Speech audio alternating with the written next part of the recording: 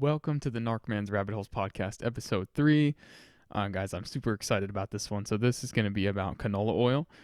And canola oil is something I hadn't researched before up until this. And as always, all of the sources will be in the description. I have like 18 sources or so. But what is canola oil? So, canola oil, as most of you probably know, is a cooking oil typically. We all use it in our home. Not all of us, not me anymore.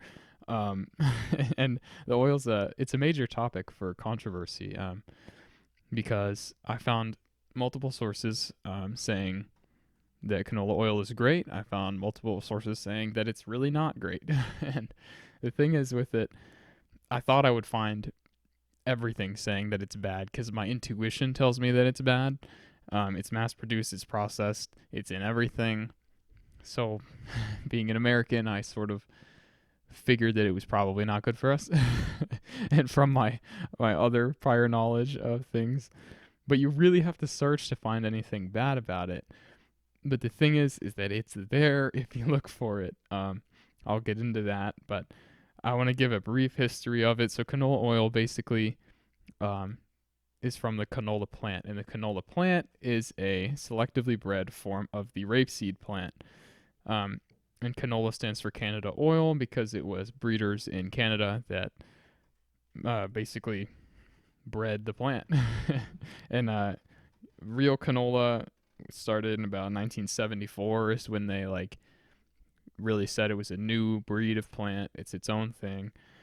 And since then it's been like super mass produced. So um let's see. Here's a quote. It's the consumption of canola oil is expected to surpass corn and cottonseed oils, becoming second only to soybean oil. That's from northerncanola.com.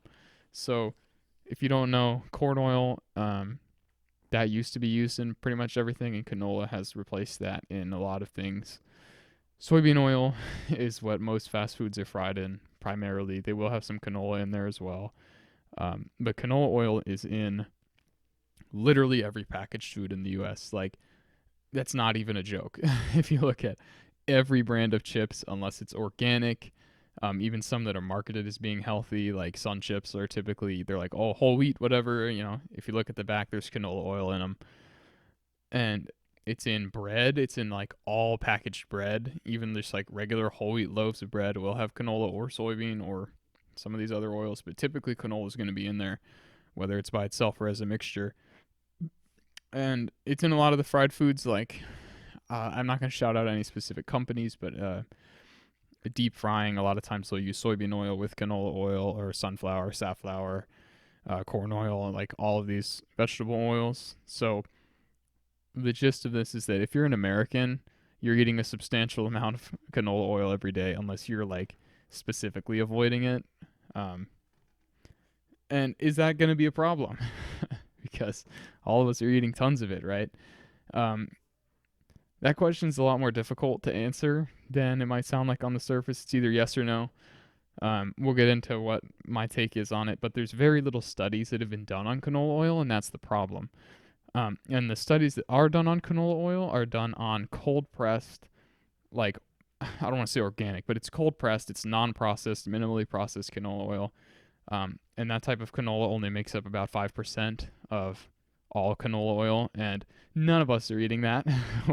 we're eating the cheap, super processed, hexane boiled, deodorized oil.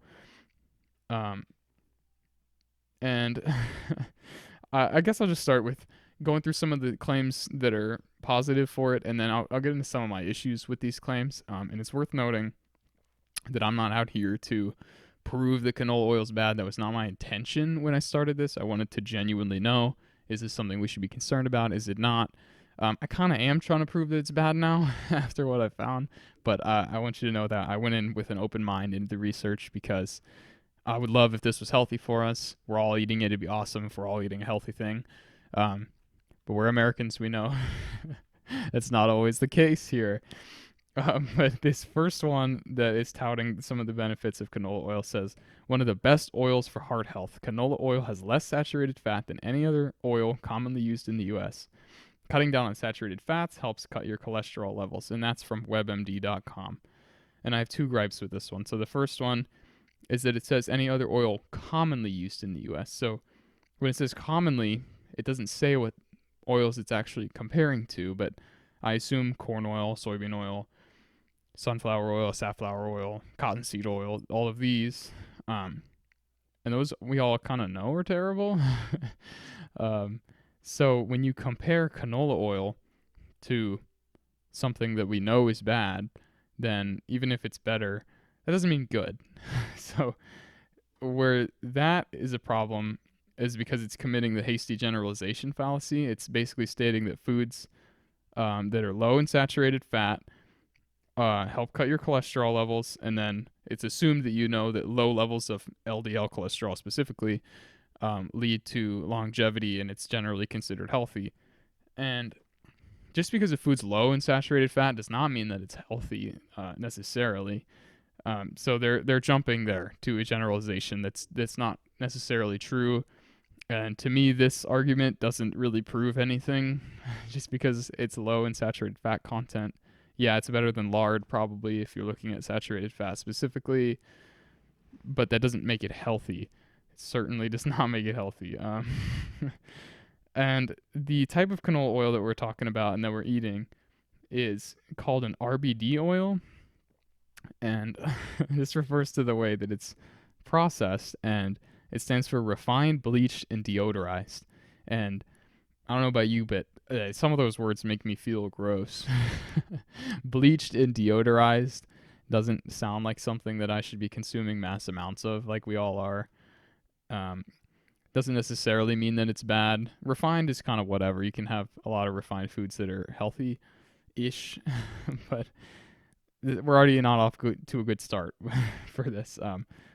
This is a paraphrase, but they use hexane to extract as much oil as possible from the canola seed, and that's from harvard.edu in the description, like always. And hexane is known to be a neurotoxin in rats and humans in multiple studies. So they're boiling hexane in order to clarify and deodorize the oil. Hexane, like I just said, is a neurotoxin. It's very not good for you. And there's always going to be some amount of hexane, residual hexane left in the product. But according to Harvard.com and Dr. Guy Crosby, it's going to be on average 0.8 parts per million, which really is not much at all. In my opinion, less of any poison or neurotoxin is always going to be better, but 0 is going to be better than anything.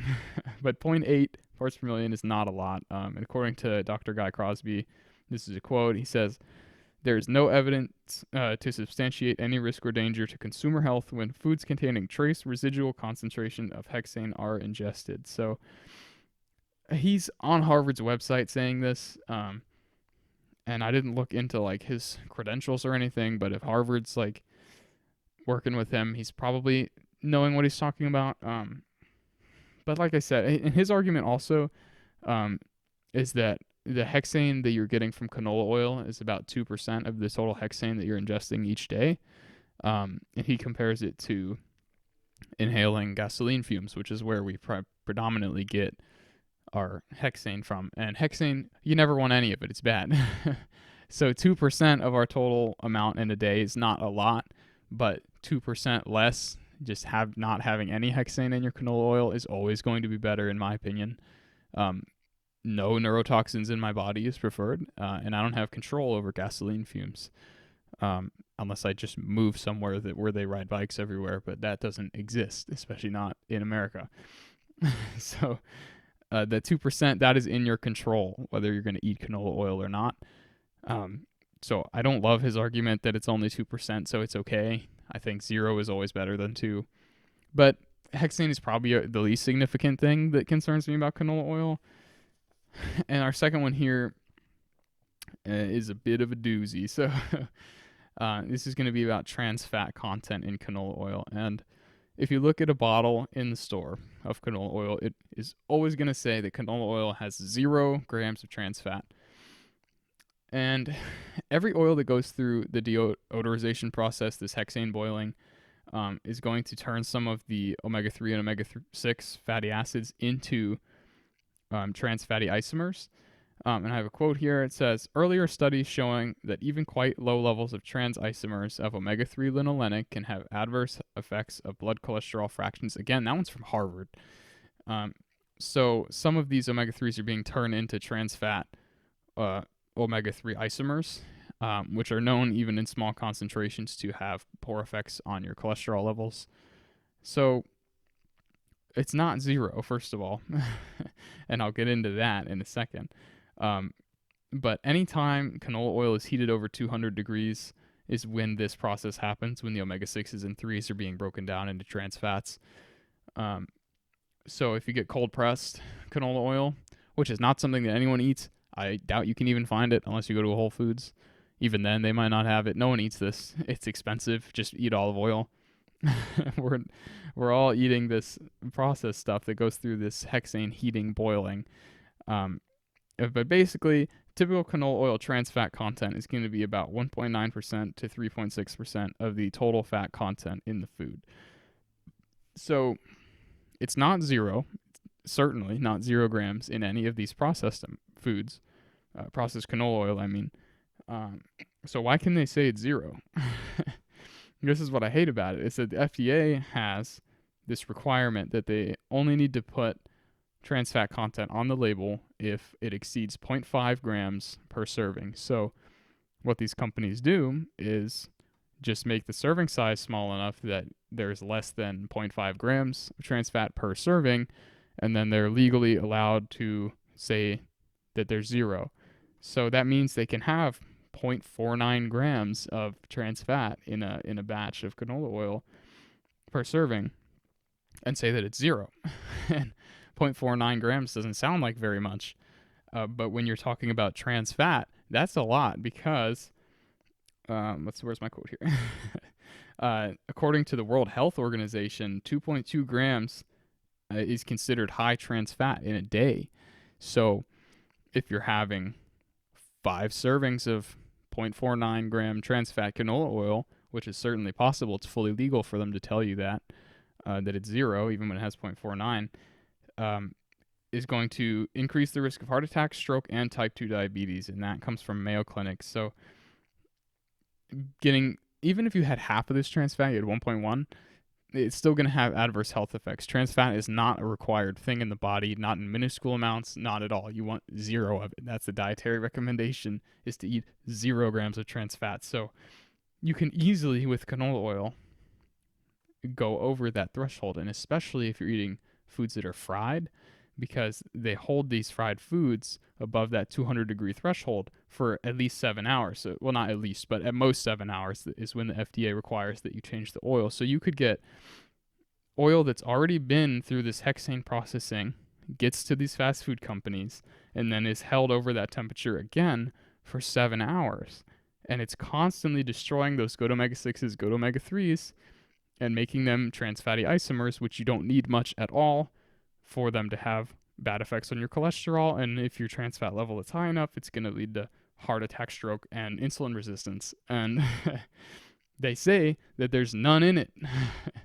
So when you see these claims on the bottle that say 0 grams of trans fat in canola oil, it's not true unless you're looking at cold pressed. And nobody is. So why would you eat cold pressed canola oil? You can't even find it. It's expensive. And olive oil is just a better alternative anyway. So there's no reason for this. The FDA lets them lie to us. The manufacturers, I'm sure, are taking advantage of that. And we know for a fact that when it's held over 200 degrees, it's making trans fats. So they're lying to your face about the trans fats, but they're doing it legally. And it's just this whole annoying thing. And people are being misled by this because I know people that are buying canola oil to use in their house because there's low saturated fat, there's low trans fats. And the trans fat thing just literally isn't true. They just make the serving size small enough that it technically is true below the FDA's threshold. It's very ridiculous in my opinion. But that's the second thing, is trans fat. So we have hexane boiling, residual amounts of a neurotoxin, and then we have high levels of trans fat, potential high levels of trans fat. We don't know that for a fact.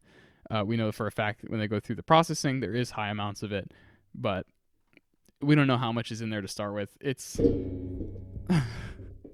it's a whole mess. All right, so number 3, the 3 big concerns with canola oil: hexane boiling, trans fat content.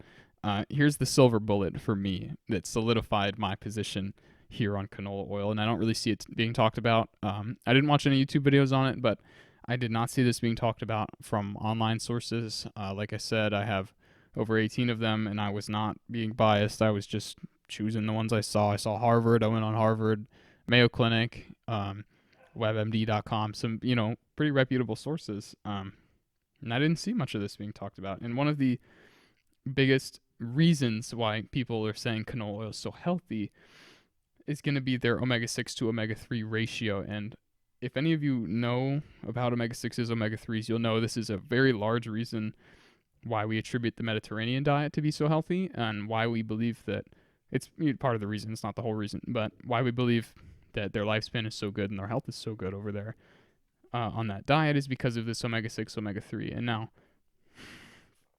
the ideal for it is 1-to-1. You want, for every 1 milligram of omega-6, you want 1 milligram of omega-3.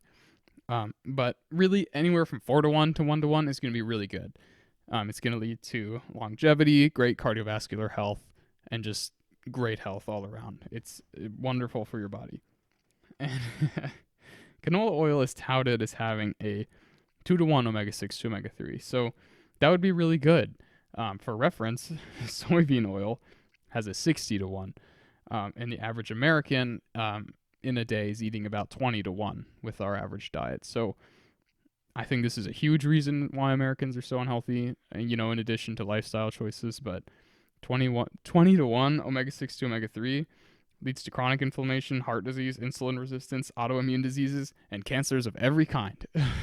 It is horrible for literally every part of your body to have a high omega-6 to omega-3 because omega-6 fatty acids are pro-inflammatory, which means they increase inflammation, and omega-3s are anti-inflammatory, so decreases inflammation. And you need them both. They're both required in your diet, but it's far easier for us to get the 6s than the 3s. The 3s usually come from fatty fish. That's really it. That's the main source.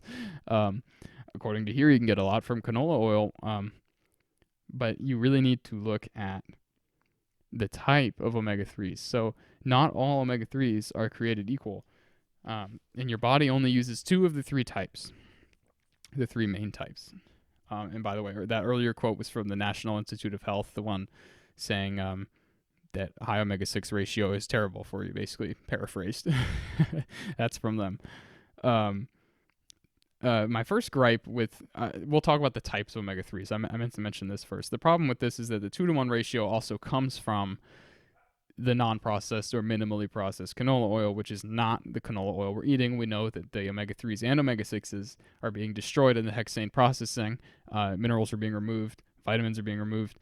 So that 2-to-1 ratio likely isn't true to start with. That's not a fact, but, well, it is a fact. It could still be 2-to-1, but it would be less of both because of the hexane boiling. So we're not sure.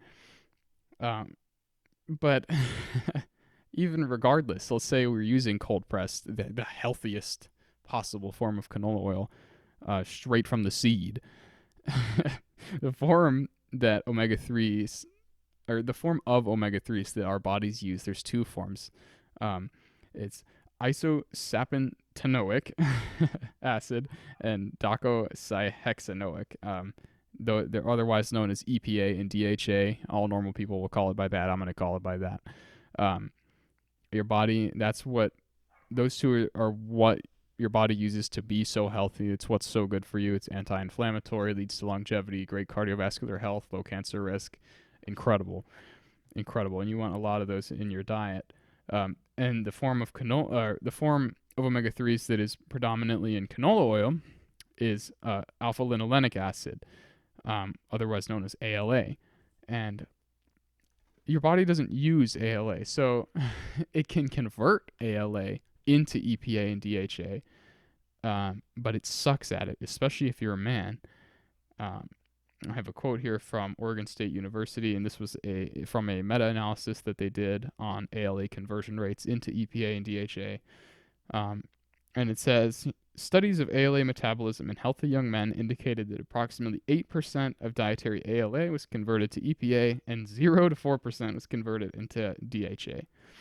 Women do a little bit better. It says, in healthy young women, approximately 21% of dietary ALA was converted to EPA and 9% to DHA. Again, from Oregon State University, will be in the description. So what this means practically, so they're not lying to you when they say 2 to 1 omega-6 to omega-3, but the omega-3s are a type that your body can only use at most if you're a man. At very best, in a healthy young man, you're getting 12% of that as practical, usable EPA and DHA in your body. And that's my gripe with this argument, is this 2 to 1 ratio. It's so healthy. It's so much better than soybean oil, which it still is, but it's certainly not good. Better does not mean good. Just because you're better than the worst does not make you good. Those are different definitions. But so we're saying 12% of this ALA turns into EPA and DHA. So instead of a 2 to 1, it's a 2 to 0.12 omega-6, omega-3 practically in your body. And or otherwise a 16.5 to 1. So that's crazy high. It's certainly way more than the recommendation of 1 to 1 or 4 to 1. It's 4 times higher than the 4 to 1. So that's going to, chronically, if you're eating a lot of canola oil, it's going to lead to a high omega-6 ratio, increased risk of heart disease, increased risk of cancers of all kind, type 2 diabetes, insulin resistance. Did I miss any? I don't know. Probably. It's terrible for your whole body. So I'm going to leave it on this because I can rant about this omega-6 thing for days. But I didn't find in any sources that show, hey guys, canola oil really, it's really not a 2 to 1 in your body. That was me looking at multiple other sources and having prior knowledge of omega-6 to omega-3 and alpha-linolenic acid and piecing them together to see that since canola oil is predominantly ALA, then the ratio actually isn't good in your body, especially in men. In women, it will be a little bit better. It's still not good. It'll still be well above that 4 to 1 ratio.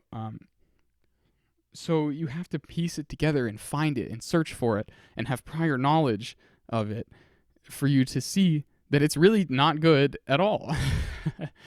The other things, the hexane and the trans fat, were much easier to find, but they still weren't the main sources that I found. When you search canola oil health, you find a plethora of things touting the health benefits of it. Low saturated fat, it's great. WebMD.com says so.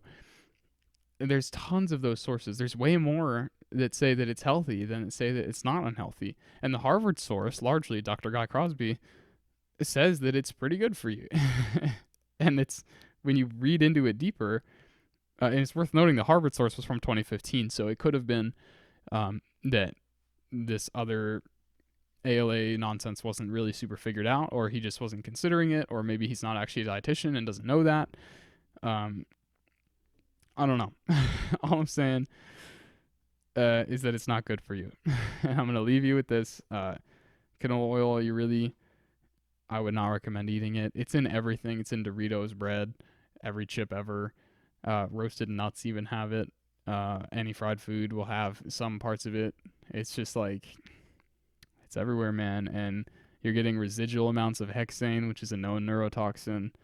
You're getting high levels of trans fat, which is known to be terrible for your entire body, specifically your cardiovascular system. And you're getting a crazy high omega-6 to omega-3 ratio, which is known to lead to cancer, type 2 diabetes, heart disease, like name it, and it's probably a factor from a high omega-6 ratio. But I'm going to leave you guys with that one. Thank you for watching episode 3 of the Narkmans Rabbitholes podcast. Stop eating canola oil, and I'll see you in the next one.